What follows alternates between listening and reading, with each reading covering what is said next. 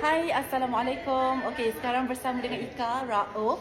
Okey, so Rauf boleh perkenalkan diri tak dan your testimoni dengan Next Bio? Okey, nama saya Rauf dan dulu saya seorang ejah hartanah dan saya mengalami masalah dengan anxiety and depression selama 2 tahun dan saya diagnose ada skizofrenia dan juga bipolar.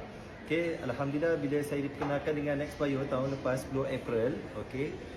Saya konsisten je makan. Okey, masa tu mak saya sponsorkan dulu. Okey, 20 kotak tau masa tu. Dan dulu keadaan saya tak solat, tak makan, tak tidur, tak semua tak. Okey, sebab saya tak ada, macam dah hilang diri lah. Dah jadi macam zombie. Dan alhamdulillah bila kita diperkenalkan dengan Next Bio ni, saya punya kepala jadi tenang. Saya makan selama 3 hari. Alhamdulillah. Tapi saya bukan just makan saja Next Bio. Saya amalkan gaya hidup sihat, saya pergi majlis ilmu. Contoh macam pergi weekly meeting dekat PE ni. Sebab apa? Semua orang positif dan kita tambahkan ilmu macam mana kita nak kekal sihat. Okey, bukan kita datang meeting ni untuk buat bisnes, tapi adalah untuk menggalakkan kita ni untuk terus sihat dan kenal badan kita ni macam mana. Dan alhamdulillah bila saya makan Next Bio ni, satu lagi bertambah selera makan. Okey, daripada nafsu makan tak ada dan waktu tu saya sangat keding. Sampai orang kata, si keding, si keding. Okey, alhamdulillah kita dapat satu manfaat, dapat bina diri. Bila saya pakai yang baju size S dah tak labur, and saya boleh katakan makin fokus lah bila kita nak buat apa-apa. Kalau tak dulu saya senang mengelamun. Lepas tu saya susah dapat tidur kan dulu. Jadi saya tambahkan sikit dengan Lifco. Okey.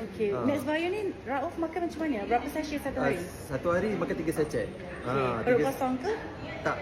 Selepas makan sarapan, lunch, dinner. And tak pernah tinggal. Tak culas. Sampai hari ni? Sampai hari ni.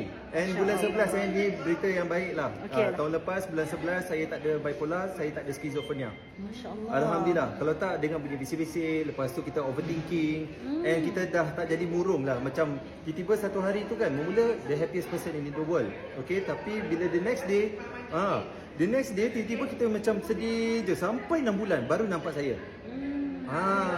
Itu yang kadang-kadang orang kata nampak, lepas tu tak nampak. Yang tak nampak tu lama.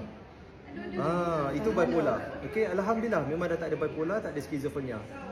Jadi perasaan nikmat kesihatan tu, saya kata orang yang ada anxiety ni patut kena datang BE.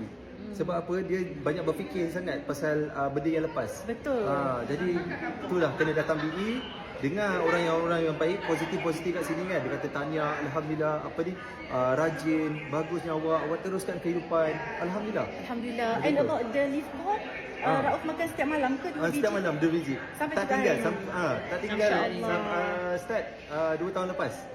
Konsisten. And muka saya makin bersih. Betul. Rauf makin glowing, Masya Allah. Itu saya kata kita punya detox ni, kita jangan risau pasal nak pergi tandas tu lama sangat. Tapi kita membuang tu selesa tau, dia tak sakit. Itu yang penting. Saya kalau tak, memang selepas makan memang buang. Okey, baik Rauf. Okey, terima kasih juga. Alhamdulillah. Alhamdulillah.